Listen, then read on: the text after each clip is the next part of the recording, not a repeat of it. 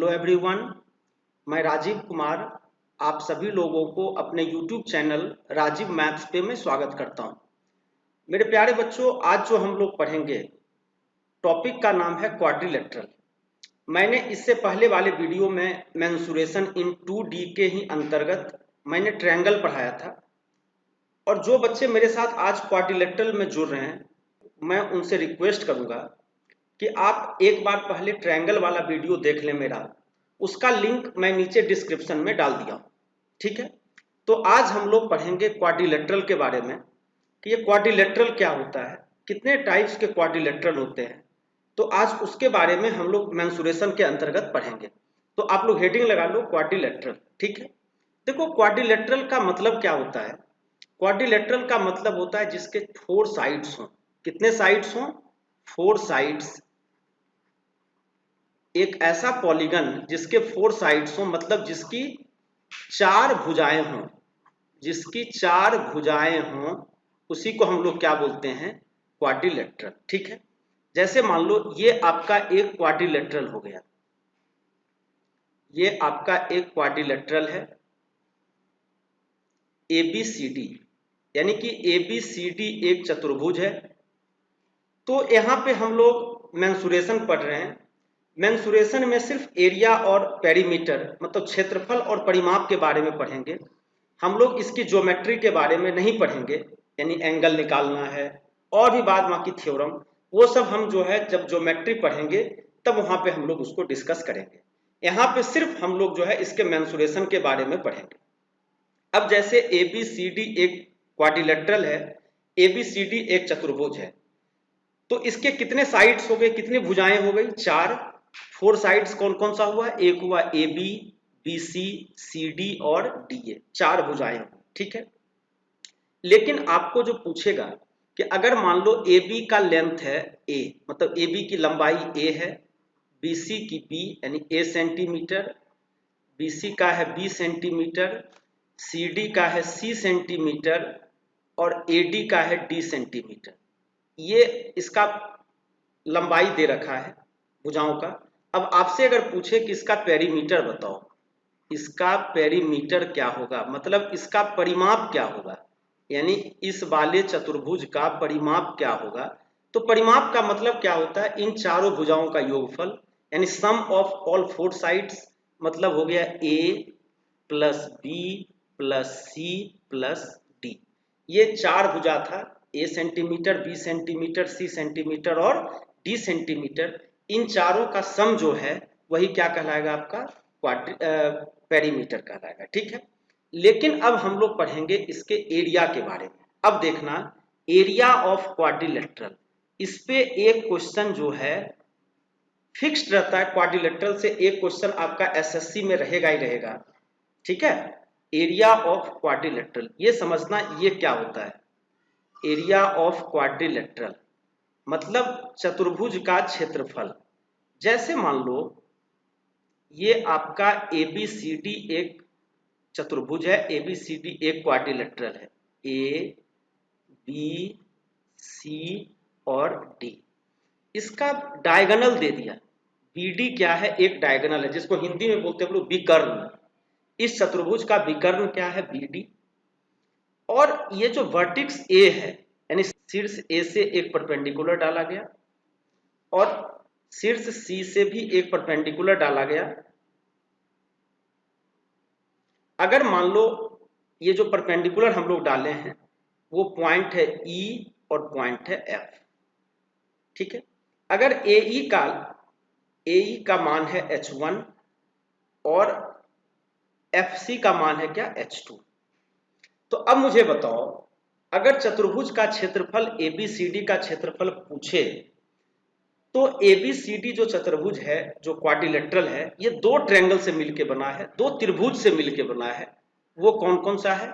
एक हो गया triangle ABD, triangle ABD plus triangle BDC plus triangle BDC। मतलब ये जो क्वाड्रिलेटरल है ये 2 त्रिभुज से मिलकर बना है, एक त्रिभुज ABD और दूसरा BDC। अगर दोनों का क्षेत्रफल मैं निकाल दूं, दोनों को प्लस कर दूं, तो दोनों क्षेत्रफल का योग मतलब sum of area of these two triangles it will be area of quadrilateral. तो ट्रायंगल एबीडी का एरिया कितना होगा? आपको पता है कि त्रिभुज का क्षेत्रफल क्या होता है? हाफ इंटू बेस, बेस कितना हो गया? बीडी, इंटू हाइट, हाइट कितना हो गया? h1 मतलब AE। इसी तरीके से जब BDC का एरिया निकालेंगे तो हाफ इंटू डायगोनल कितना हो गया? BD, मानी बेस हो गया BD और हाइट कितना हो गया? h2। तो हाफ BD कॉमन ले लूं अगर, हाफ और BD, तो बचेगा क्या? h1 plus h2। यही होता है एरिया ऑफ क्वाड्रिलेटरल। मैं लिख देता हूं, एरिया ऑफ क्वाड्रिलेटरल क्या होता है? एरिया ऑफ क्वाड्रिलेटरल, अगर आपसे कोई पूछे कि एरिया ऑफ क्वाड्रिलेटरल बताओ, मतलब चतुर्भुज का क्षेत्रफल बताओ, तो इसका फॉर्मूला बता देना 1/2 into diagonal, 1/2 into diagonal into sum of height, into sum of height. ये होता है आपका एरिया ऑफ क्वाड्रिलेटरल। मतलब अगर कोई चतुर्भुज है, उसका अगर विकर्ण दे दिया हो और उस विकर्ण पे जो हम लोग हाइट ड्रॉ किए हैं, अगर वो हाइट दे दे तो उसका सम कर देंगे, फिर मल्टीप्लाई कर देंगे, 2 से डिवाइड कर देंगे, यही मेरा क्या होगा? Area of quadrilateral. ठीक है, अब चलते हैं हम लोग क्वाड्रिलेटरल के टाइप्स के पढ़ेंगे, यानी types of quadrilateral.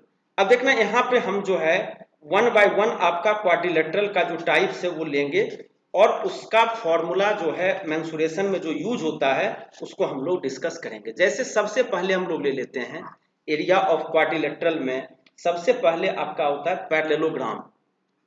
Parallelogram, parallelogram, ये आपका जो पैरेललोग्राम जो है इसको हम लोग हिंदी में बोलते हैं समानांतर चतुर्भुज। इसको हिंदी में हम लोग बोलते हैं समानांतर, समानांतर चतुर्भुज। अब समझना ये समानांतर चतुर्भुज क्या हुआ, पैरेललोग्राम क्या हुआ।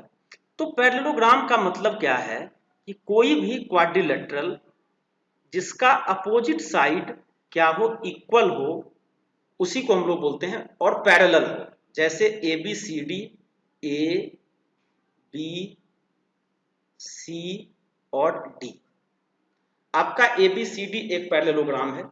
तो इसकी प्रॉपर्टी क्या है कि AB और CD दोनों आपस में क्या होगा? समानांतर होगा, पैरेलल होगा। इसी तरीके से AD आपका क्या होगा? BC के पैरेलल होगा। ठीक है, फर्स्ट प्रॉपर्टी यही है। उसके बाद बाकी जो प्रॉपर्टी आपका जब मैं ज्योमेट्री पढ़ाऊंगा तो वहां पे बताऊंगा पैरेललोग्राम की प्रॉपर्टी। मेंसुरेशन बस मेनली यही है। अगर मान लो AB का लेंथ है x सेंटीमीटर, BC का लेंथ है y सेंटीमीटर, तो DC का भी लेंथ क्या होगा? x, AD का लेंथ क्या होगा? y। अगर कोई आपसे पूछे कि भैया पैरेललोग्राम का पेरीमीटर बताओ, तो पेरीमीटर का मतलब कितना हो गया? इन सारे साइड्स का sum, it means x plus Y plus x plus y, it means 2 common ले लो, 2x प्लस 2y, ये होता है पेरीमीटर ऑफ पैरेललोग्राम। अब इसी तरीके से अगर आपसे पूछे कि इसका एरिया बताओ, मतलब इसका क्षेत्रफल क्या होगा, तो इसका जब आप एरिया निकालोगे पैरेललोग्राम का, तो पैरेललोग्राम का जो एरिया होता है वो होता है बेस इंटू हाइट, आधार इंटू ऊंचाई। मतलब अगर मान लो आधार DC है और ये हाइट h है, तो एरिया होगा इसका बेस इंटू हाइट। अगर आपको बेस दे दे और हाइट दे दे, दोनों को मल्टीप्लाई कर देना, मतलब आधार गुना ऊंचाई। चतुर्भुज का आधार दे दे और उसका ऊंचाई दे दे, तो इन दोनों को मल्टीप्लाई कर देंगे, ये मेरा क्या होगा? ये होगा मेरा एरिया ऑफ पैरेललोग्राम। बस इतना ही, 2 प्रॉपर्टी है इसमें, 2 फॉर्मूला है। ऐसे इसकी प्रॉपर्टी तो बहुत सारी है, लेकिन हम लोग वो ज्योमेट्री में पढ़ेंगे, मेंसुरेशन में उतना पढ़ने की जरूरत नहीं है। अब देखो जो पैरेललोग्राम की प्रॉपर्टी है लगभग लगभग इसी का सारा प्रॉपर्टी आपका किसमें मिलता है? रेक्टेंगल में। रेक्टेंगल, रेक्टेंगल को हम लोग हिंदी में बोलते हैं आयत। रेक्टेंगल को हम लोग हिंदी में क्या बोलते हैं? आयत। ठीक है, रेक्टेंगल का मतलब क्या हो गया? रेक्टेंगल आपका एक पैरेललोग्राम है। रेक्टेंगल आपका एक समानांतर चतुर्भुज है जिसकी आमने सामने की भुजाएं क्या होती है? बराबर होती है। तो फर्क क्या है? फर्क सिर्फ इतना है कि इसका प्रत्येक एंगल 90 डिग्री होता है, जबकि पैरेललोग्राम में प्रत्येक एंगल 90 डिग्री नहीं होता है। दूसरा फर्क क्या है? दूसरा डिफरेंस क्या है कि इसके डायगोनल, यानी कि रेक्टेंगल के जो दोनों डायगोनल होंगे आपस में इक्वल होते हैं, जबकि पैरेललोग्राम के दोनों डायगोनल आपस में इक्वल हो भी सकते हैं और नहीं भी होते हैं। बस यही दो मेजर डिफरेंस है दोनों के बीच में। अब देखो रेक्टेंगल में क्या है कि इसको हम लोग बोलते हैं लेंथ L, इसको ब्रेथ B। तो यहाँ भी ये लेंथ L हो गया और ब्रेथ कितना हो गया? B हो गया। ठीक है, अब अगर कोई आपसे पूछे कि इसका बताओ भैया पेरीमीटर कितना होगा, इसका पेरीमीटर कितना होगा, मतलब जो आयत है, आयत का परिमाप क्या होगा? आयत का परिमाप आपसे पूछ रहा है। तो पेरीमीटर का मतलब क्या होता है? सम ऑफ ऑल साइड्स, यानी सारी भुजाओं का योगफल, मतलब वही L plus L, L plus B plus L plus B, यानी कि 2L प्लस 2B, 2 कॉमन ले लो तो L प्लस B। बेटा मेन फॉर्मूला है इसका पेरीमीटर ऑफ रेक्टेंगल का। दूसरा जो इसका क्षेत्रफल होता है, एरिया, यानी कि एरिया ऑफ रेक्टेंगल क्या होता है? L into B, length into breadth. क्षेत्रफल जो होगा इसका लंबाई गुना चौड़ाई, लंबाई गुना चौड़ाई। ठीक है, तीसरा जो इसका डायगोनल होता है, जो इसका डायगोनल होता है, डायगोनल को हम लोग क्या बोलते हैं? विकर्ण। जो इसका विकर्ण होगा ये होगा under root L square plus B का square, L square plus B का स्क्वायर। तो इसको हम लोग क्या बोलते हैं? इसको हम लोग बोलते हैं आपका डायगोनल ऑफ अ रेक्टेंगल, आयत का विकर्ण। ठीक है बेटा, अब आ जाओ, अभी तक मैंने दो टाइप का क्वाड्रिलेटरल पढ़ा। एक था आपका पैरेललोग्राम, समानांतर चतुर्भुज, और दूसरा जो हम लोग पढ़े, दूसरा क्या था? रेक्टेंगल था, जिसको कि हम लोग क्या बोलते हैं? आयत। ठीक है, अब आ जाओ तीसरा जो आपका थर्ड टाइप का जो क्वाड्रिलेटरल है उसको हम लोग बोलते हैं रोम्बस। रोम्बस, जिसको कि हिंदी में हम लोग बोलते हैं समचतुर्भुज। रोम्बस को हिंदी में बोलते हैं समचतुर्भुज। ठीक है, तो समचतुर्भुज का मतलब क्या हुआ? समचतुर्भुज का मतलब है, रोम्बस का मतलब है कि एक ऐसा पैरेललोग्राम, मतलब रोम्बस भी आपका एक पैरेललोग्राम है। ठीक है, एक ऐसा पैरेललोग्राम जिसके चारों साइड्स इक्वल हों, मतलब ABCD एक ऐसा चतुर्भुज जिसके चारों साइड्स इक्वल हों। अगर ये A है, ये भी कितना होगा? A, ये भी कितना होगा? A, ये भी कितना होगा? A। लेकिन इसमें भी वो प्रॉपर्टी काम करेगा क्या? जो मैंने बताया था कि अपोजिट साइड्स क्या होते हैं? पैरेलल होते हैं। मतलब यहाँ पे भी AB क्या होगा? CD के पैरेलल, मतलब AB और CD आपस में समानांतर होगी। तो ठीक इसी तरीके से AD और BC भी आपस में क्या होंगे? समानांतर होंगे। पहला तो ये हो गया। और दूसरा, अगर चारों साइड बराबर है, तो जब चारों साइड बराबर है, अगर आपसे कोई पूछे कि इसका पेरीमीटर क्या होगा, इसका परिमाप क्या होगा, तो जो इसका पेरीमीटर होगा रोम्बस का वो होगा 4A। चारों साइड बराबर है तो A plus A plus A plus A कितना हो गया? 4A। अब देखो जो मेन प्रॉपर्टी अब मैं बता रहा हूं इसका, इसके जो डायगोनल होते हैं, इसके जो विकर्ण होते हैं, एक दूसरे को 90 डिग्री पे कट करते हैं।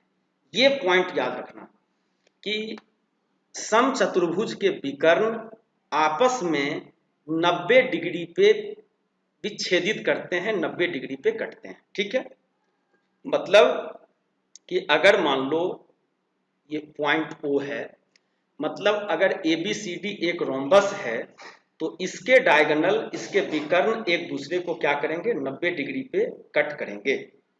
जबकि पैरेललोग्राम में भी कट होता है, बाइसेक्ट होता है डायगोनल, मतलब अगर विकर्ण की लंबाई 10 मीटर है तो 5 और 5, यहाँ पे भी 5 और 5 ही होता है, लेकिन बीच में 90 डिग्री का कोण बनता है।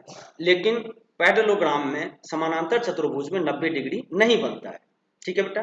तो अब देखो इसका जो एरिया होगा, एरिया क्या होगा अगर दोनों डायगोनल दिया हुआ है D1 और D2, यानी कि फर्स्ट वाला डायगोनल कितना हो गया D1, यानी पहला विकर्ण इसका D1 है, दूसरा विकर्ण D2 है समचतुर्भुज का, तो इसका जो क्षेत्रफल होगा 1/2 इंटू D1 इंटू D2, ये मेन फॉर्मूला है इसका। ठीक है, अगर दोनों विकर्ण दे दे तो इसका क्षेत्रफल क्या होगा 1/2 इंटू D1 इंटू D2। ठीक है, एरिया भी आ गया।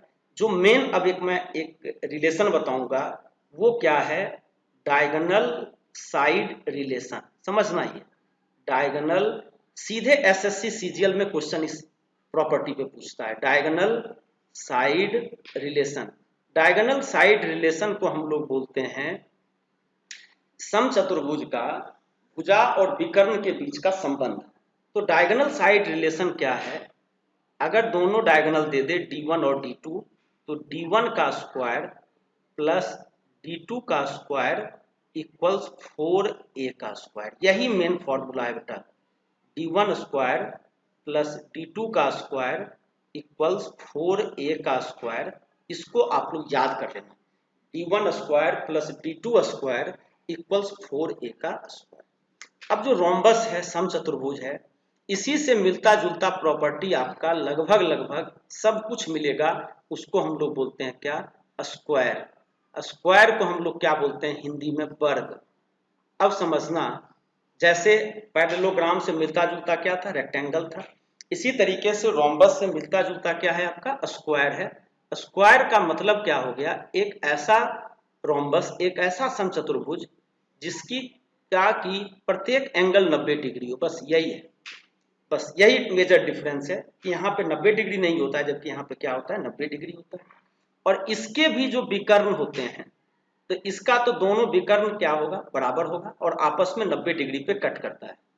इसका भी विकर्ण आपस में 90 डिग्री पे कट करता है। ठीक है, तो अब आ जाओ, ज्यादा डीप में इसके बारे में हम लोग ज्योमेट्री में पढ़ेंगे, लेकिन मेंसुरेशन में क्या है कि कोई स्क्वायर है, स्क्वायर का मैंने आपको पहले बताया, कोई एक स्क्वायर है ABCD, तो स्क्वायर की चारों भुजाएं आपस में क्या होती है, बराबर। मतलब ये अगर A है, ये भी A, ये भी A और ये भी A। तो अगर आपसे कोई पूछे कि इसका पेरीमीटर बताओ, इसका पेरीमीटर बताओ, इसका परिमाप बताओ, तो इसका पेरीमीटर कितना होगा 4 इंटू A। ठीक है, अगर कोई आपसे पूछे कि इसका क्षेत्रफल बताओ, वर्ग का क्षेत्रफल क्या होगा, एरिया ऑफ स्क्वायर क्या होगा, ये होता है साइड का स्क्वायर, मतलब साइड इंटू साइड, भुजा गुना भुजा। तीसरा अगर आपसे पूछे कि इसका विकर्ण बताओ, मतलब डायगोनल कितना होगा, स्क्वायर का डायगोनल, वर्ग का विकर्ण क्या होगा, तो √2 इंटू साइड, मतलब √2 इंटू भुजा, √2 इंटू भुजा।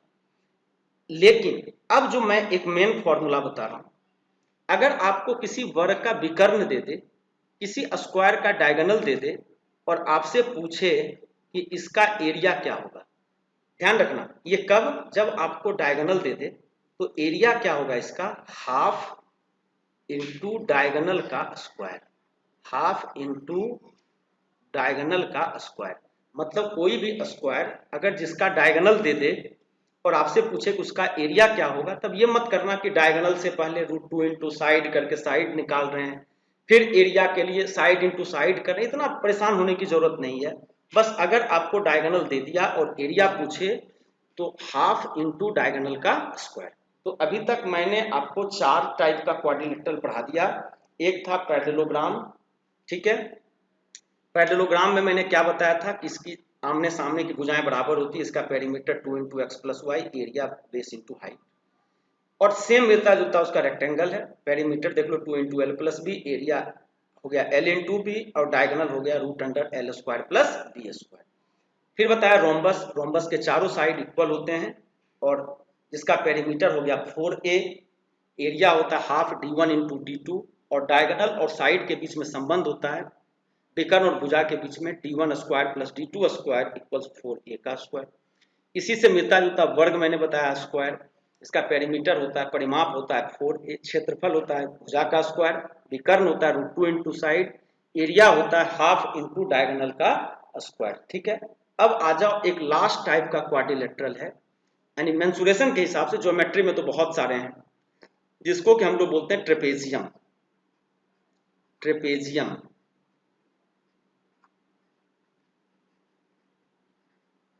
ट्रेपेजियम ट्रेपेजियम को हिंदी में हम लोग जो बोलते हैं उसको बोलते हैं समलंब चतुर्भुज। इसको हिंदी में क्या बोलते हैं? समलंब चतुर्भुज। ठीक है, समलंब चतुर्भुज। अब देखना ये समलंब चतुर्भुज क्या होता है, समलंब चतुर्भुज का मतलब क्या है, ट्रेपेजियम का मतलब क्या है। ट्रेपेजियम भी आपका एक क्वाड्रिलेटरल है, लेकिन इसके जो अपोजिट साइड्स होते हैं, जो विपरीत भुजाएं होती है, ये आपस में क्या होते हैं? पैरेलल होते हैं, मतलब समानांतर होती है। मतलब एक ऐसा क्वाड्रिलेटरल जिसकी अपोजिट साइड एक पैरेलल होगा, मतलब ए बी सी डी एक चतुर्भुज हो गया जिसमें कि ए बी और सी डी आपस में क्या है? पैरेलल है, पहली प्रॉपर्टी। और A D and B C ये क्या हो गया? नॉन पैरेलल, जो कि आपस में समानांतर ना हो। ध्यान रखना बेटा, मैंने क्या बताया, सिर्फ एक ही साइड आपका इसमें पैरेलल होगा, कौन? ए बी और सी डी। तो ए बी और सी डी दोनों आपस में पैरेलल हैं, दोनों आपस में समानांतर हैं, जबकि दो भुजाएं ए डी और बी सी आपस में क्या है? नॉन पैरेलल हैं। ठीक है, तो अब देखो इसका जो एरिया होता है, एरिया के लिए सबसे पहले आपको हाइट निकालना पड़ेगा, या हाइट दे देगा, ये हाइट हो गया h। ठीक है, तो इसका जो क्षेत्रफल होता है, एरिया जो होता है 1/2 इंटू हाइट h दे देगा, या निकालना पड़ेगा, इंटू ये जो अपोजिट पैरेलल साइड्स हैं, मतलब ए बी और सी डी, इन दोनों का सम। ध्यान रखना बेटा, एरिया ऑफ ट्रेपेजियम का फॉर्मूला हो गया half into height into sum of parallel sides, मतलब 1/2 गुना ऊंचाई गुना समानांतर भुजाओं का योग। इसी को बोलते हैं क्या हम लोग? ट्रेपेजियम समलंब चतुर्भुज। ठीक है, तो अब हम लोग इस पे क्वेश्चन करते हैं। अभी तक जितना मैंने क्वाड्रिलेटरल पढ़ा, इसी पे हम लोग क्वेश्चन करेंगे। सबसे पहले एसएससी एमटीएस में जो क्वेश्चन पूछा गया वो लेंगे, रेलवे ग्रुप डी का लेंगे, असिस्टेंट लोको पायलट का लेंगे, फिर एसएससी सीएचएसएल का लेंगे, फिर एसएससी सीपीओ का लेंगे, फिर एसएससी सीजीएल टायर 1 का क्वेश्चन लेंगे। ठीक है, तो अब आ जाओ, सबसे फर्स्ट क्वेश्चन क्या है? सबसे फर्स्ट क्वेश्चन है कि speed of a man is 3 kilometre per hour and it cross the diagonal of a square field in 2 minute. मतलब कि जी कोई एक आदमी है जिसका कि स्पीड है 3 किलोमीटर प्रति घंटा, उस स्पीड से वो चलता है और एक जो फील्ड है, जो मैदान है, वो वर्गाकार मैदान है, उसके डायगोनली मतलब विकर्ण के रास्ते चलता है और पूरी तरीके से 2 मिनट में पार कर लेता है। ठीक है, तो अब आपसे पूछ रहा है कि मैदान का क्षेत्रफल ज्ञात करें, यानी कि एरिया ऑफ द फील्ड क्या होगा। ठीक है बेटा, तो अब देखो मतलब क्या, क्वेश्चन समझना। क्वेश्चन ये कह रहा है, ये क्वेश्चन एसएससी एमटीएस 2017 का क्वेश्चन है, यानी एमटीएस वही जिसको कि आप लोग समझते हो बहुत आसान पेपर होता है, लेकिन देख लो कैसा क्वेश्चन दे रखा है कि एबीसीडी एक फील्ड है। ठीक है, और वो फील्ड कैसा है? आपका स्क्वायर शेप का है। एक आदमी मान लो ऐसे जा रहा है, डी से बी की तरफ जा रहा है, और डी से बी की तरफ जो जा रहा है आदमी, उसका स्पीड कितना है? 3 किलोमीटर प्रति घंटा, मतलब 1 घंटे में 3 किलोमीटर चलता है, और पूरी तरीके से डी से बी तक जाने में उसको 2 मिनट लगता है। कितना मिनट लगता है? 2 मिनट। देखो यहाँ पे टाइम किस में है? आपका टाइम मिनट में है, और स्पीड आपका किलोमीटर पर आवर में है। तो सबसे पहले आप क्या करो, स्पीड को आप मीटर पर मिनट में चेंज करो। मीटर पर सेकंड तो नहीं कर सकता, क्योंकि यहाँ पे टाइम मिनट में है। ठीक है, तो सिंपल है। तो जो स्पीड है आदमी का, जो आदमी का चाल है 3 किलोमीटर प्रति आवर। मैंने बोला इसको मीटर पर मिनट में बदलो। अब बताओ 1 किलोमीटर में कितने मीटर होते हैं? 1000 मीटर। तो 3 किलोमीटर का मतलब हो गया 3 गुना 1000, ये मीटर में आ गया। और पर आवर है ना, समझना पहले मैं क्या बोल रहा हूँ। पर आवर 1 घंटे का मतलब कितना होता है बेटा? 60 मिनट इंटू 60, मतलब 3 किलोमीटर पर आवर को मैंने किलोमीटर को मीटर में बदल दिया, आवर को मिनट में बदल दिया। मतलब ये जो मेरा यूनिट हो गया, ये हो गया मीटर पर मिनट, मीटर पर मिनट। ठीक है। अब देखो ये 0 से 0 चला गया, 3 से कट गया 3 दूनी 6, 2 से कट गया 50, मतलब उस आदमी का जो स्पीड हो गया वो कितना हो गया? 50 मीटर पर मिनट। 50 मीटर पर मिनट, यानी 1 मिनट में 50 मीटर चलता है। ठीक। अब वो आदमी जो है पूरी तरीके से फील्ड को कितने मिनट में पार कर लेता है? 2 मिनट में, यानी टाइम है 2 मिनट। टाइम आपका समय जो है कितना है? 2 मिनट। अब बताओ 50 मीटर पर मिनट स्पीड है, 2 मिनट में पार करता है, मतलब बीडी जो है, और कैसे पार करता है? Along BD. तो बीडी का वैल्यू आ गया कितना? डिस्टेंस होता है स्पीड इंटू टाइम, 50 गुना 2 मतलब कितना हो गया? 100 मीटर।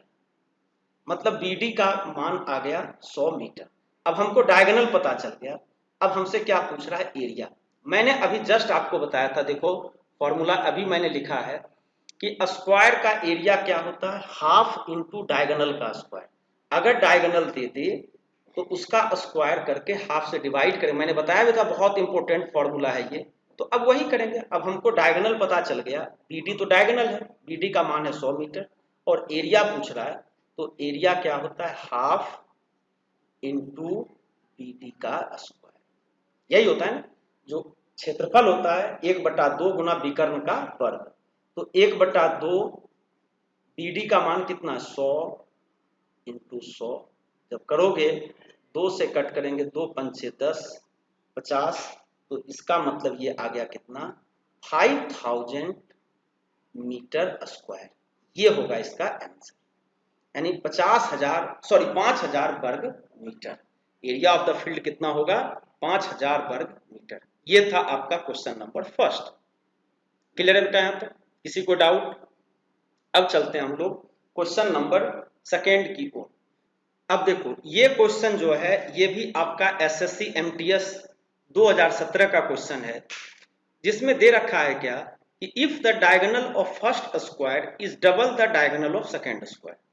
मतलब दो वर्ग हैं, एक का विकर्ण दूसरे की तुलना में दोगुना है। मतलब एक का विकर्ण दूसरे वर्ग के विकर्ण का क्या है? दोगुना है। तो अब पूछ रहा है find the ratio of the area. तो क्षेत्रफल का अनुपात क्या होगा? ये क्वेश्चन है बेटा, ये तो सिंपल है, बहुत सिंपल है। कि जैसे मान लो दो वर्ग हैं, एक ये वर्ग हो गया और एक ये वाला वर्ग हो गया। दो वर्ग है और इसका विकर्ण और इस वाले का विकर्ण, इस वाले का विकर्ण इसका दोगुना है। क्वेश्चन में यही दे रखा है। ठीक है। तो अगर मान लो इस वाले का विकर्ण मैंने d1 मान लिया कितना? x, तो इस वाले का विकर्ण कितना होगा? इसका दोगुना मतलब 2x, यानी पहले वर्ग का विकर्ण x है, दूसरे वाले वर्ग का विकर्ण कितना हो गया? 2x। अब इनके क्षेत्रफल का अनुपात बताओ। तो मैंने अभी बताया था कि अभी जस्ट इससे पिछले वाले क्वेश्चन में कि अगर वर्ग का विकर्ण दे दे तो एरिया क्या होता है? 1/2 इंटू डायगोनल का स्क्वायर। अभी बताया था जो क्षेत्रफल होता है हाफ इंटू विकर्ण का स्क्वायर। ठीक है। तो अब दोनों का विकर्ण मालूम है, दोनों वर्ग का, दोनों स्क्वायर का आपको डायगोनल मालूम है, और एरिया का रेशियो पूछ रहा है। तो सिंपल है बेटा, पहले में पुट कर दो, हाफ डी कितना होगा? एक्स का स्क्वायर, और दूसरे वाले का कितना होगा? हाफ, इसका एरिया कितना है? सॉरी डायगोनल कितना है? 2x है, तो हाफ इंटू 2x का स्क्वायर। तो हाफ से हाफ कैंसिल हो गया, ये बन गया x square divided by 4x square. X square से एक्स स्क्वायर कैंसिल, आंसर कितना आएगा? 1/4। ठीक है बेटा, क्लियर है? कोई डाउट इसमें? बस सिंपल है, वही लॉजिक मैंने लगाया, वही फॉर्मूला लगाया। जो वर्ग का क्षेत्रफल होता है 1/2 इंटू डायगोनल का स्क्वायर। चलो अब नेक्स्ट क्वेश्चन लेते हैं। ये क्वेश्चन आपका एसएससी एमटीएस 2015 का क्वेश्चन है, ये भी एमटीएस का क्वेश्चन है, ठीक है। देखो क्वेश्चन क्या कह रहा है कि a square shape land whose sides are 50 metre and produces 750 KG rice. यानी कि एक खेत है, वर्गाकार खेत है, जिसका की भुजा दे रखा है 50 मीटर, जिसकी साइड है 50 मीटर, और उस खेत से 750 केजी यानी 750 केजी चावल का उत्पादन होता है, ठीक।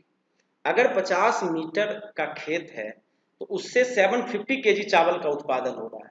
अगर मान लो कोई खेत, दूसरा खेत है, वो भी वर्गाकार है, वो भी स्क्वायर शेप का है, उसका जो साइड दे रखा है 100 मीटर, तो बताओ उस वाले खेत से कितना कितना चावल का उत्पादन होगा। सिंपल है बेटा, देखो इसमें क्या करेंगे, अब ये मत कर देना कि 50 मीटर में 750 केजी, तो 100 मीटर में कितना होगा, इसका डबल कर देंगे, 750 गुना 2 1500 केजी, गलत हो जाएगा बेटा।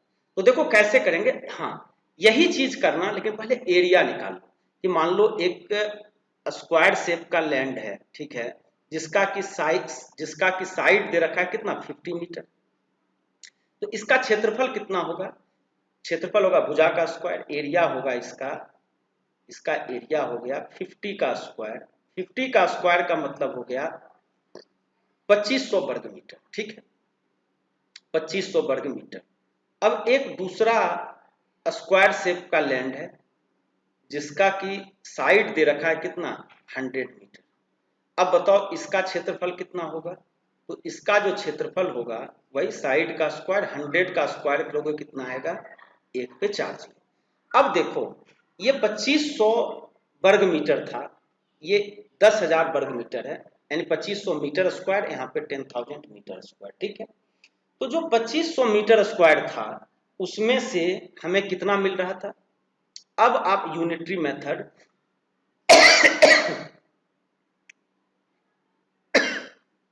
अब आप जो है एक एक नियम यूनिटरी मेथड लगा दो, मतलब 2500 वर्ग मीटर में से हमें कितना मिलता है चावल 750 केजी, ठीक है। तो 10,000 वर्ग मीटर में से कितना मिल, अब बताओ 2500 से 10,000 कितना टाइम्स हो गया 4 गुना। तो अगर इधर 4 गुना हो रहा है तो इधर भी 4 से मल्टीप्लाई कर देंगे, तो 750 गुना 4 जब करेंगे तो 750 गुना 2 3,000, 3,000 गुना 750 गुना 2 1,500, 1,500 गुना 2 3,000, मतलब कितना होगा 3,000 केजी। इसका आंसर आएगा 3,000 केजी। क्लियर है बेटा, कोई डाउट यहाँ तक। ये भी आपका एमटीएस का क्वेश्चन था, 2015 में पूछा गया था। अब आ जाओ नेक्स्ट क्वेश्चन लेते हैं। If the length and breadth of a rectangular field is increases by 15% and 10%, कोई एक आयताकार खेत है जिसकी जो लंबाई पहले थी उसको 15% बढ़ा दिया गया है, और जो पहले चौड़ाई थी उसको 10% बढ़ा दिया गया है। तो बताओ पहले जो क्षेत्रफल था, अब जो क्षेत्रफल है कितना प्रतिशत बढ़ जाएगा। बेटा मैं इसका सिंपल मेथड बताता हूँ, ये रेलवे ग्रुप डी 2018 का क्वेश्चन है। देखो जब मैंने आपको परसेंटेज पढ़ा रहा था तो वहां पे एक टर्म बताया था सक्सेसिव इंक्रीज। सक्सेसिव इंक्रीज क्या था कि कोई भी वैल्यू पहले अगर x% से बढ़ रहा हो, फिर y% से बढ़ रहा हो, तो जो ओवरऑल इंक्रीज होता है, जो पूरे में जो वृद्धि होती है वो क्या होती है x plus Y plus X Y by 100%। मैंने यही बताया था। तो यहाँ पे भी देखना सेम फॉर्मूला है, यहाँ पे पुट कर दो आंसर आ जाएगा। क्वेश्चन यही था कि कोई एक आयताकार खेत है, रेक्टेंगुलर फील्ड है, इसका जो पहले लेंथ था उसको 15% बढ़ा दिया गया। उस लेंथ को कितना बढ़ा दिया गया 15%, और ब्रेथ को कितना बढ़ा दिया गया 10%। तो उसके क्षेत्रफल में कितना प्रतिशत बढ़ेगा, यही क्वेश्चन है। मतलब x के जगह पे आप 15 पुट कर दो, y के जगह पे 10 पुट कर दो, प्लस 15 गुना 10/100, ठीक है परसेंट। अगर मान लो इसको सॉल्व करने के बाद पॉजिटिव आया, मतलब इतना प्रतिशत से बढ़ेगा, पॉजिटिव तो आना ही है। अगर मान लो निगेटिव आ जाए, जैसे मान लो, खैर चलो उसको मैं बाद में बताऊंगा। तो अभी आप इसको जब सॉल्व करोगे, ये हो गया 15 प्लस 10 कितना हो गया 25, 15 गुना 10 150/100, मतलब 1.5, यानी 25 प्लस 1.5 कितना हो गया, 26.5% की वृद्धि होगी। इसका आंसर कितना आएगा, 26.5%। अब एक चीज मैं बताता हूं, इसी क्वेश्चन में अगर आपको ये दे देता कि अगर लंबाई को 15% से बढ़ा रहा हूं, चौड़ाई को 10% से घटा रहा हूं, मतलब y अगर आपको डिक्रीज दे देता, तो जहां पे y का आगे प्लस है ना, वहां पे आप माइनस कर देना। मतलब अब तब क्या होता, x, ये अगर मान लो क्वेश्चन में देता कि डिक्रीज हो रहा है, तो प्लस y के जगह पे माइनस y, फिर प्लस y के जगह पे माइनस y बाय 100%। जो मैं बताना चाह रहा था देखो यहाँ पे क्लियर हो जाएगा।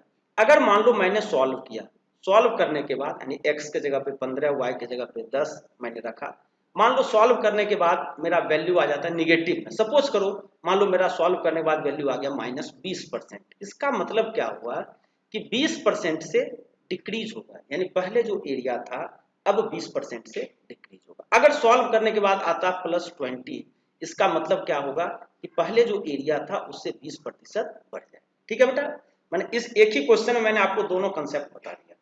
तो ये जो क्वेश्चन था इसका आंसर कितना होगा, 26.5%। क्लियर है यहाँ तक? चलो अब नेक्स्ट क्वेश्चन की ओर मूव करते हैं।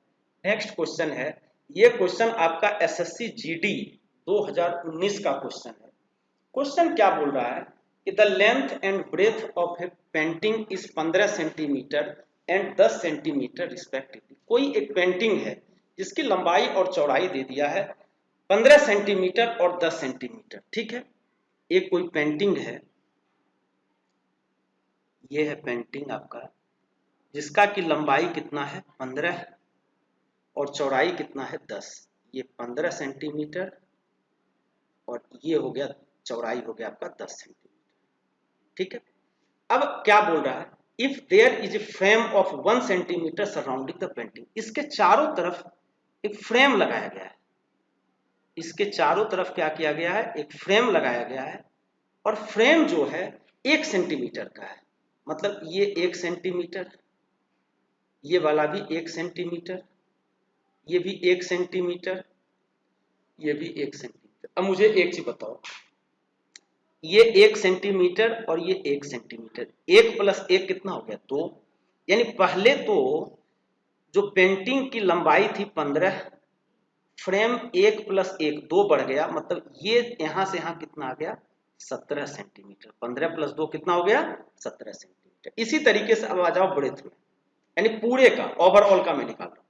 अब देखो पहले कितना था, ये 10 सेंटीमीटर था ना, अब 1 सेंटीमीटर इधर और 1 सेंटीमीटर उधर, तो 1 + 1 2 और 10 कितना हो गया 12। अब जो है ये हो गया 12 सेंटीमीटर। ठीक है, तो अब हमसे पूछ क्या रहा है इसमें, find the area of frame. इसका एरिया पूछ रहा है, ये जो फ्रेम है ना, फ्रेम का एरिया पूछ रहा है, ये वाला एरिया पूछ रहा है। तो फ्रेम का एरिया कैसे निकलेगा बेटा, यानी कि बड़े वाले आयत के क्षेत्रफल में से ये छोटा वाला आयत का क्षेत्रफल काट के निकाल दो, माइनस कर दो, तो ये जो शेडेड पार्ट है जिसको आप कलर किए उसका एरिया आएगा कि नहीं आएगा। तो बड़ा वाला पार्ट कितना हो गया, बड़े वाले पार्ट का क्षेत्रफल हो गया 17 × 12 लेंथ गुना ब्रेथ। ठीक है, उसमें से किसको माइनस करेंगे, उसमें से जो अंदर वाला जो रेक्टेंगल है, अंदर वाला जो आयत है जिसका की डायमेंशन कितना था 15 × 10, इसको माइनस कर देंगे और मेरा आंसर आ जाएगा। तो 17 × 12, 17 × 12 कितना हो गया 204, 17 × 12 204, और 15 × 10 कितना हो गया, 15 × 10 हो गया आपका 150। तो 204 में से 150 गया, कितना बचेगा 54 सेंटीमीटर स्क्वायर, 54 वर्ग सेंटीमीटर इसका होगा फ्रेम का क्षेत्रफल होगा। क्लियर है यहां तक? चलो अब नेक्स्ट क्वेश्चन लेते हैं। ये आपका एसएससी सीएचएसएल 2017 का क्वेश्चन है। देखो क्वेश्चन क्या कह रहा था कि the diagonal of a square is 9√2 centimetre. एक वर्ग है जिसका कि विकर्ण की लंबाई दे रखी है कितना 9√2 centimetre. It is reconstructed into A triangle and A maximum size of circle is inside it.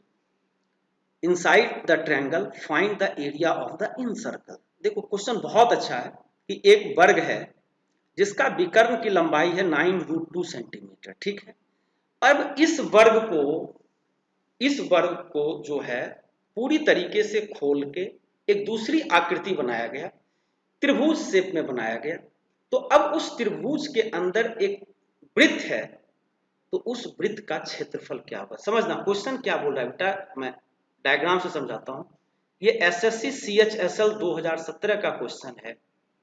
Question ये है कि एक स्क्वायर है, स्क्वायर का डायगोनल कितना है 9√2 सेंटीमीटर। स्क्वायर का डायगोनल कितना है 9√2 सेंटीमीटर। तो जब ये 9√2 है, मुझे एक चीज बताओ, डायगोनल क्या होता है साइड इंटू √2, और डायगोनल है 9√2 साइड इंटू √2, तो √2 से √2 कैंसिल, मतलब ये जो साइड है इसका साइड कितना हो गया 9 सेंटीमीटर। किसका, अभी वर्ग का। अब बताओ 9 सेंटीमीटर, तो इसका परिमाप कितना होगा, इसका पेरीमीटर कितना होगा।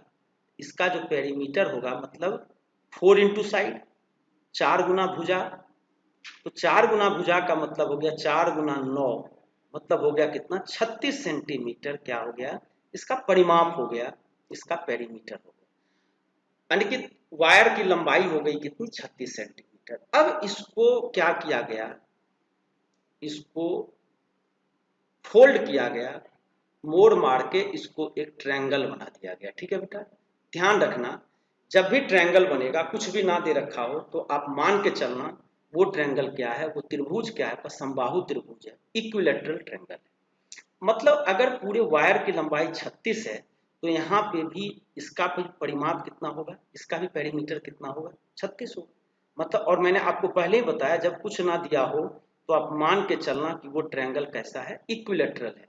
और इक्विलैटरल ट्रायंगल जो है, मैंने आपको ट्रायंगल में पढ़ाया था कि जो समबाहु त्रिभुज है उसका परिमाप कितना होता है 3 इंटू ए। मतलब इक्विलैटरल ट्रायंगल का पेरीमीटर कितना होता है, इक्विलैटरल ट्रायंगल का जो पेरीमीटर होता है वो पेरीमीटर होता है आपका 3 इंटू ए, और पेरीमीटर दे रखा है कितना 36।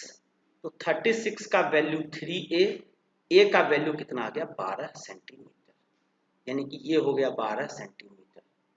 ठीक है, 12 सेंटीमीटर 12 सेंटीमीटर। लेकिन आपसे पूछ क्या रहा है, आपसे पूछ रहा है कि जी अब जो एक ट्रायंगल बना, इसके अंदर एक सर्कल है, इसके अंदर एक सर्कल है। ठीक है, तो उस सर्कल का एरिया बताओ, उस वृत्त का क्षेत्रफल बताओ। अब मुझे एक चीज बताओ, सर्कल का एरिया के लिए सबसे पहले रेडियस का होना जरूरी होता है। अगर आपको वृत्त की त्रिज्या मालूम है तब उसका क्षेत्रफल क्या होता है पाई आर स्क्वायर, मतलब आर को फाइंड करना बहुत जरूरी है। लेकिन एक चीज और ध्यान रखना, मैं पढ़ाऊंगा आपको सर्कल में ये चीजें, कि अगर मान लो कोई भी सर्कल अगर ट्रायंगल के अंदर हो, देखो सर्कल दो ही जगह हो सकता है, या ट्रायंगल के अंदर होगा या ट्रायंगल के बाहर होगा। तो अगर सर्कल ट्रायंगल के अंदर हो, उसको हम लोग बोलते हैं इन सर्कल, अंतःवृत्त। उसको क्या बोलते हैं, जैसे ये वृत्त जो है, ये सर्कल जो है ट्रायंगल के अंदर है, इसलिए ये हो गया इन सर्कल। और अगर आपका इक्विलैटरल ट्रायंगल हो, ध्यान रखना अब जो मैं बताने जा रहा हूं मेन पॉइंट, कि अगर आपका इक्विलैटरल ट्रायंगल हो और उसके अंदर कोई सर्कल हो और उसका अगर रेडियस निकालना हो, ध्यान रखना ये सिर्फ आपका इक्विलैटरल ट्रायंगल में होगा। इक्विलैटरल ट्रायंगल में, इक्विलैटरल ट्रायंगल के अंदर अगर कोई सर्कल हो, उसका अगर रेडियस निकालना हो, तो उसका जो रेडियस होगा आपका वो होगा साइड बाय 2√3, साइड बाय 2√3। ध्यान रखना ये सिर्फ इक्विलैटरल ट्रायंगल में होगा, ये सिर्फ समबाहु त्रिभुज में होगा। तो साइड बाय 2√3 का मतलब है, साइड कितना था बेटा 12 बाय 2√3, 2 से कट करेंगे कितना आएगा 6, 6 बाय √3, 6 बाय √3 का मतलब हो गया कितना 2√3, 2 यानी 6 को मैंने 2 इंटू 3 लिख दिया, 3 को √3 से कट किया √3, 2 इंटू √3 कितना आ गया 2। अब तो मेरा जब रेडियस आ गया तो एरिया पूछ रहा था पाई आर स्क्वायर, तो पाई का वैल्यू, नहीं पाई के टर्म में ही आंसर रहने दो, पाई आर कितना था 2√3, तो 2 का स्क्वायर 4, √3 का 3, तो 4 3 जा 12 पाई सेंटीमीटर स्क्वायर, 12 पाई सेंटीमीटर स्क्वायर इसका आंसर होगा। ये बहुत अच्छा क्वेश्चन था, ये आपका क्वेश्चन एसएससी CHSL 2017 का क्वेश्चन है। समझ में आ गया बेटा? देखो इसमें जो मैंने कंसेप्ट क्या बताया, कंसेप्ट यही बताया कि 2D में जब भी एक शेप को दूसरे शेप में चेंज करते हैं, पहली आकृति को दूसरी आकृति में परिवर्तित करते हैं, उसका परिमाप हमेशा सेम होता है। तो यहाँ पे स्क्वायर को ट्रायंगल में चेंज किया, ट्रायंगल का कुछ नहीं दे रखा था इसलिए मैंने इसको समबाहु त्रिभुज मान लिया, इक्विलैटरल ट्रायंगल मान लिया। और इक्विलैटरल ट्रायंगल के अंदर अगर सर्कल हो तो उसका जो रेडियस होता है वो होता है साइड बाय 2√3। ठीक है बेटा, क्लियर है यहाँ तक? अब चलो अब नेक्स्ट क्वेश्चन की ओर मूव करते हैं। ये भी क्वेश्चन आपका एसएससी CHSL 2015 का क्वेश्चन है।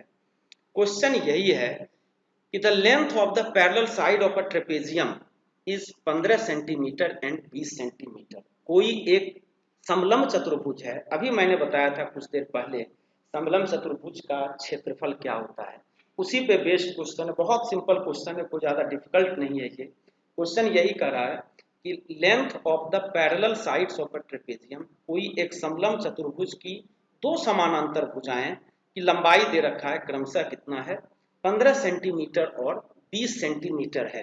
पहले तो मैं आपको समलंब चतुर्भुज बना दूं, ये है और ये है। समलंब चतुर्भुज है, ये हो गया 15 सेंटीमीटर और दूसरा कितना हो गया 20 सेंटीमीटर। ठीक है, 15 और 20। और आगे क्या दे रखा है, एरिया इसका दे रखा है, क्षेत्रफल दे रखा है 175 स्क्वायर सेंटीमीटर और हाइट पूछ रहा है। तो बहुत सिंपल क्वेश्चन है भैया, ये एसएससी CHSL 2015 का क्वेश्चन है। लेकिन ध्यान रखना ये क्वेश्चन कौन कर पाएगा, जिसको कि फॉर्मूला पता है। मैंने आपको बताया था इसका क्षेत्रफल एरिया जो होता है 1/2 गुना ऊंचाई मतलब हाइट इंटू समानांतर भुजाओं का योग मतलब sum of parallel sides. Parallel sides कितना है 15 प्लस 20। ठीक है, अब देखो एरिया कितना था, एरिया 175 इक्वल्स 1/2 गुना हाइट, हाइट तो निकालना है, 15 प्लस 20 कितना हो गया 35। ठीक है, तो अब हमें h का मान कितना होगा 175 गुना 2/35। ठीक है, 175 गुना 2/35, जब 35 से कट करेंगे 35 पंचे 175, 5 गुना 2 कितना हो गया 10 सेंटीमीटर। इसलिए जिन बच्चे का आंसर 10 सेंटीमीटर आया है उसका आंसर सही है। तो बहुत सिंपल क्वेश्चन था बेटा, बस इसमें यही है कि जिसको फॉर्मूला पता है ट्रेपेजियम का 1/2 into height into sum of parallel sides, उससे हो जाएगा। अब चलते हैं नेक्स्ट क्वेश्चन। ये आपका एसएससी CHSL 2014 का क्वेश्चन है। क्वेश्चन क्या कर रहा है कि if the each side of a rhombus is 10 centimetre, कोई एक समचतुर्भुज है जिसकी प्रत्येक भुजा 10 सेंटीमीटर है। ये देखो समचतुर्भुज मैंने बताया था ना कि एक ऐसा क्वाड्रिलेटरल जिसकी साइड्स आपस में पैरेलल हो, आमने सामने का, और चारों भुजाएं आपस में बराबर हो, यही इसी को हम लोग क्या बोलते थे रोम्बस। रोम्बस की प्रत्येक भुजा कितनी है 10 centimetre. Each side of a rhombus is 10 centimetre. ठीक है, ये 10 सेंटीमीटर है और आगे क्या दे रखा है, एक डायगोनल 16 सेंटीमीटर है, वन डायगोनल इज 16 सेंटीमीटर। अब आपसे पूछ रहा है एरिया ऑफ द रोम्बस। अब देखो बेटा, मैंने आपको बताया था कि समचतुर्भुज का क्षेत्रफल जो होता है, रोम्बस का जो एरिया होता है 1/2 गुना दोनों विकर्ण का गुणनफल मतलब d1 इंटू d2। एक विकर्ण तो 16 सेंटीमीटर दिया हुआ है लेकिन दूसरा विकर्ण हमें नहीं मालूम है, लेकिन भुजा दे रखा है। मैंने आपको एक और रिलेशन बताया था, डायगोनल साइड रिलेशन, याद करना। डायगोनल साइड रिलेशन मैंने स्टार्टिंग में ही ये प्रॉपर्टी बताया था, डायगोनल साइड रिलेशन। तो डायगोनल साइड रिलेशन क्या था कि d1 स्क्वायर प्लस d2 का स्क्वायर इक्वल्स 4a का स्क्वायर। मैंने यही बताया था ना कि d1 square plus d2 square equals 4a का स्क्वायर। अब देखो आपको d1 दे रखा है, d1 कितना है 16, 16 का स्क्वायर प्लस d2 यहां से निकाल लेंगे इक्वल्स 4 इंटू ए का स्क्वायर। ए कितना है 10, 10 का स्क्वायर, 10 का स्क्वायर 100 गुना 4 400, 16 का स्क्वायर 256, मतलब d2 स्क्वायर जो होगा 400 में से 256 माइनस करेंगे कितना आएगा 144 144। तो मतलब इसका स्क्वायर रूट ले लो, कितना आ गया D2 का वैल्यू आ गया 12 सेंटीमीटर। अब आपसे क्या पूछ रहा है, इसका क्षेत्रफल बताओ। तो क्षेत्रफल होता है 1/2 गुना D1 गुना D2। D1 कितना है, D1 का मान है आपका, D1 का मान कितना हो गया 16 और D2 का मान कितना हो गया 12। जब आप इसको सॉल्व करोगे 2 8 जा 16, 12 8 जा 96 सेंटीमीटर स्क्वायर। ठीक है, तो अब देखो ये जो क्वेश्चन था आपका CHSL 2014 में पूछा गया क्वेश्चन है, इसमें कुछ भी नहीं था। देखो मेंसुरेशन में मेनली एक ही चीज ध्यान रखना कि अगर आपको फॉर्मूला पता है, प्रॉपर्टी पता है, तो हर एक क्वेश्चन कर दोगे वहां पे। अगर फॉर्मूला नहीं पता है तो मेंसुरेशन का क्वेश्चन आप नहीं कर पाओगे एग्जाम में। ठीक है ना, आप देख रहे हो ना कि यहाँ पे एरिया के लिए 1/2 इंटू D1 इंटू दूसरा डायगोनल नहीं दिया हुआ था, लेकिन भुजा दे रखा था, एक विकर्ण दे रखा था, तो मैंने डायगोनल साइड रिलेशन लगा के दूसरा डायगोनल निकाल दिया। ठीक है, जब आ गया फिर फॉर्मूला में पुट कर दिया, मेरा आंसर भी आ गया। चलो अब नेक्स्ट क्वेश्चन लेते हैं। नेक्स्ट क्वेश्चन आपका क्या है कि if the area of the rhombus is 24 square centimetre. अगर मान लो कोई एक समचतुर्भुज है जिसका कि क्षेत्रफल दे रखा है कितना 24 square centimetre and sum of its diagonal is 14 centimetre, और इसके विकर्ण का योग कितना है 14 centimetre. Find the length of the side of the rhombus. बहुत सिंपल क्वेश्चन है, कोई डिफिकल्ट नहीं है। बस इसमें भी वही है कि जिस बच्चे को फॉर्मूला पता है कि एरिया का क्या होता है, डायगोनल और साइड का क्या होता है, तो उससे ये क्वेश्चन हो जाएगा। अब जैसे देखो एरिया दे रखा है रोम्बस का कितना 24 सेंटीमीटर स्क्वायर। तो एरिया का फॉर्मूला मैंने आपको बताया था 1/2 गुना D1 गुना D2 कितना हो गया 24। तो D1 D2 का मान कितना हो गया 24 गुना 2 48। एक इक्वेशन बन गया। और दूसरा क्या है कि इसका सम यानी डायगोनल का सम कितना है 14 सेंटीमीटर, मतलब D1 प्लस D2 कितना हो गया 14 हो गया। अब बताओ दो इक्वेशन है, दो वेरिएबल है, D1 और D2 नामक दो वेरिएबल है, दो इक्वेशन भी दे रखा है। अब बताओ दो का सम 14 हो, मल्टीप्लीकेशन 48 हो, तो क्या। अब इसको सॉल्व मत करने लग जाना यहाँ पे।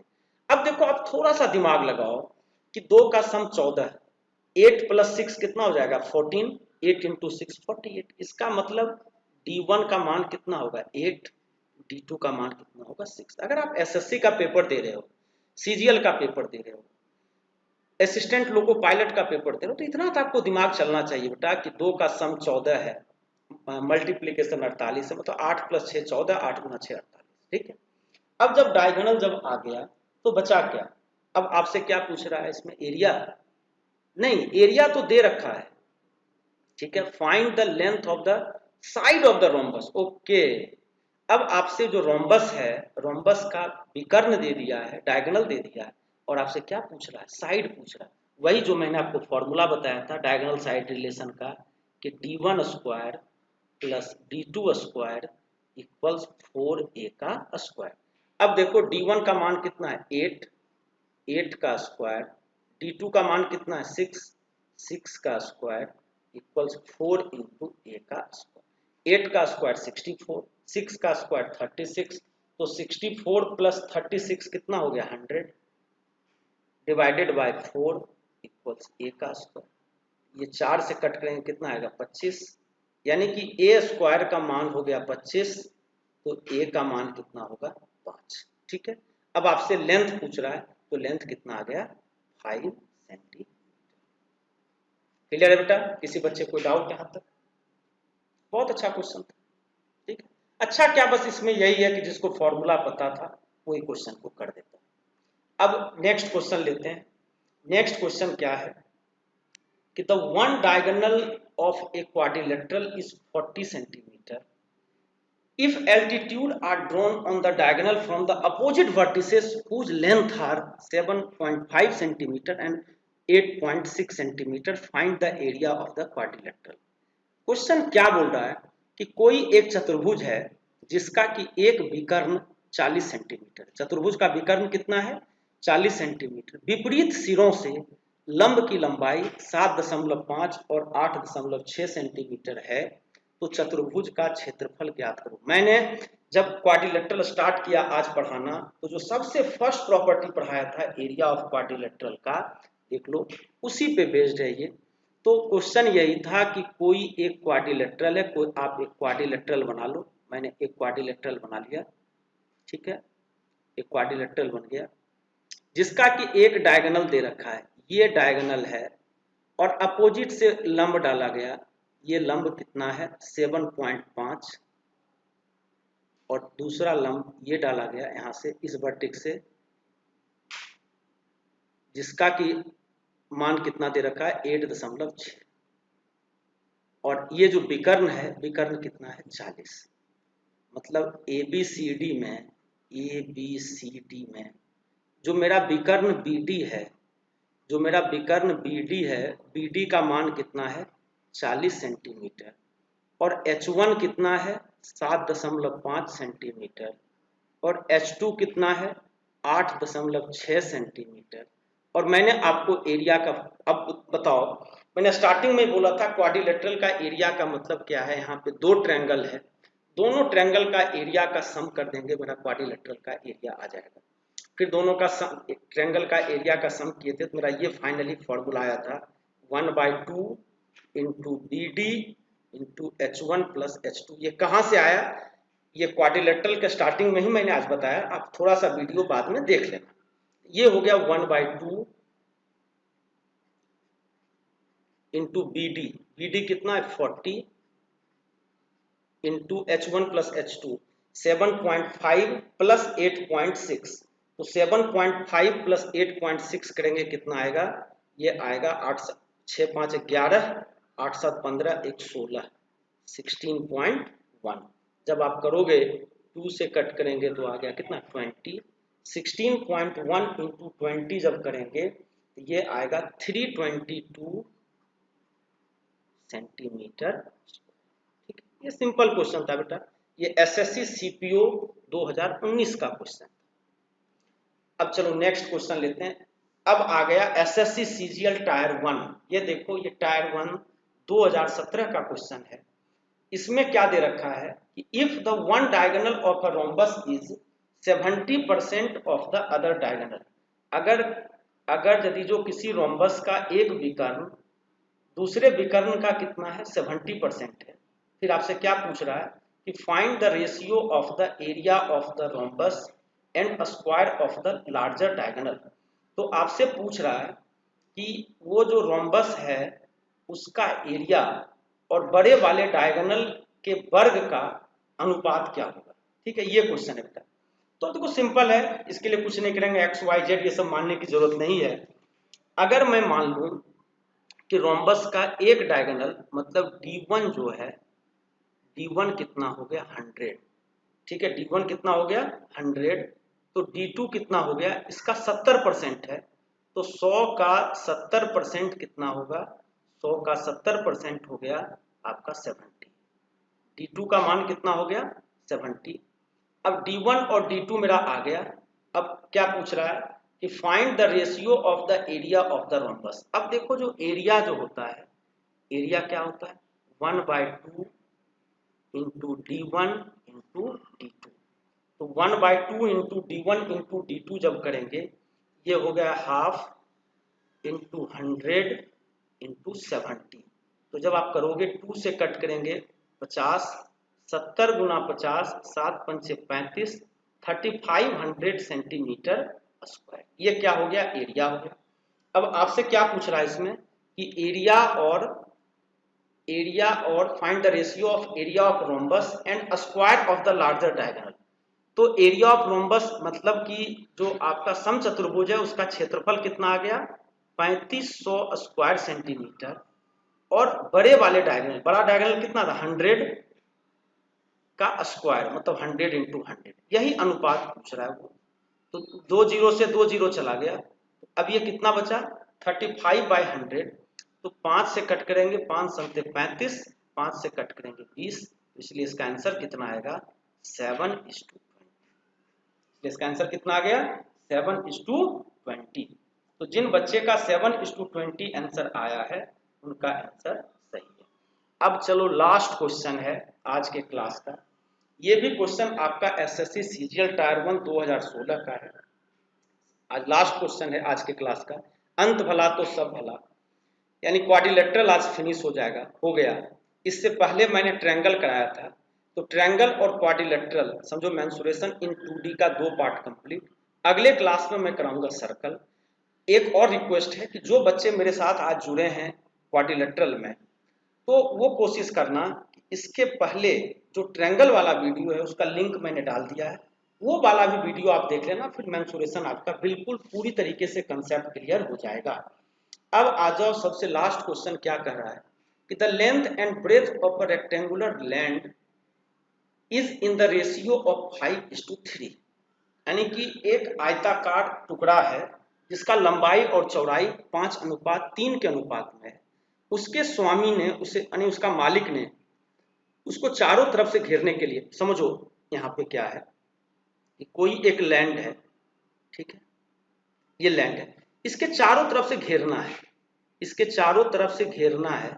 इसका मतलब हमें क्या निकालना पड़ेगा? इसका मतलब हमें निकालना पड़ेगा पेरीमीटर।